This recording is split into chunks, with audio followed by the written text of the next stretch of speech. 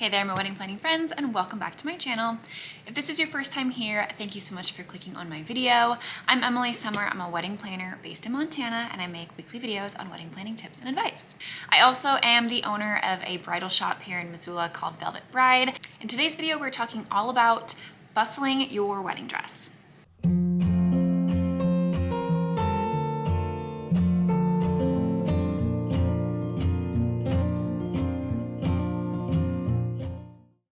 So first of all, if you have no idea what I'm even talking about when I say bustling a wedding dress, a bustle in your wedding dress is something that is done in alterations where if you have a long train on your dress, this is a series of hooks or pins that will pick up that train so that you don't have to drag it around all night, and that's called bustling your dress or having a bustle installed into the dress. You can essentially transform your dress into a floor-length gown as opposed to having a really long train all night. So when it comes to bustling your wedding dress, there are actually quite a few different ways to install a bustle based on what you want the overall look to be, as well as the overall shape of your dress, and the fabric will also play a role in how your wedding dress will best be bustled. And a seamstress will be able to explain this to you and give their input on the best ways to bustle whatever your particular wedding dress fabric, shape, style is, or if there's a particular way that you like your wedding dress to look when it is bustled, that's input you can also give a seamstress. But they will help walk you through this process and give any input on what they think will be best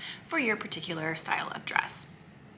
The three most common types of bustle are the American or over bustle, a French bustle, or ball gown bustle. So when it comes to the American bustle, this is most common because it's used in pretty much any type of wedding dress silhouette that you can have, whether it's a ball gown or a more fitted style like this one, is when you have the train picked up over the top of the bustle. So depending on the shape of your dress, that will determine how many you have and how heavy the material is going to be, the detail and all of that. But essentially, it's when you have pickups like that. So it just goes over the dress. That is what would be referred to as American bustle. And like I said, depending on the shape, you'll have multiple most likely, and a series of loops and buttons that are sewn right onto the dress itself to be able to be picked up over itself and essentially transform it into a floor-length gown. If you have a more fitted dress that is more of like a mermaid shape where it's very obviously tapers down, then typically you'll have all the bustle pieces stay down there and just have multiple so that it still maintains that shape and you're not losing any of the design of the back of the dress. This one's a fit and flare, so there aren't any seams that you're interrupting, so you can go up a little bit higher to get whatever that look is going to be. But the main thing you want to avoid is just not having one big clump of dress just sticking off the back of the dress, because that's just not very flattering for anybody. It's also going to be really heavy, so most likely you have a series of loops that will be lifted up so that you can kind of spread out the weight evenly among the back of the dress. So next you have a ball gown bustle, which, as the name suggests, is most common with ball gowns. Works really well with tulle material. This is a thicker Mikado, but you can still do it with the Mikado. It's just going to give a different look. But the ball gown bustle is basically where, rather than pinning it below the waist or below like the hip booty area, it is pinned around the waistline. So it would be pinned up around the waist like this and looped into the waist. And depending on the length of your train, that would determine how many you have. So that's the overall look. Like I said, it works really well when you have a tulle skirt. It just kind of, it blends in a little bit better and it just kind of gives a little bit of fullness to the tulle skirt without being noticeably bustled. And then the third most common is the French bustle, which is basically the reverse of the American bustle. So rather than going over the top like this, it's done underneath. So you have the pickups are sewn underneath. Obviously, this is not going to look as well as it would when a professional seamstress is doing it, but you have the loops that are connected underneath, giving kind of this more billowy look. The French bustle is typically done with a series of ribbons rather than buttons and loops that you would tie underneath, and usually color-coded or in some kind of sequence, as there is a particular order to do your bustle underneath. That goes for any bustle. There is usually an order, with the exception of the ball gown bustle. Usually there isn't a particular order, it's fairly obvious.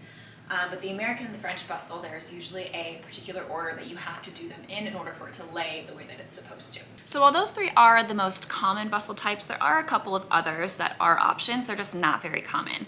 One of these is the Austrian bustle, and this is basically where the material is gathered like centrally on the dress, and it gives the illusion of ruching. So it's kind of done along, typically like where a seam or a zipper would be along the back, or maybe your buttons.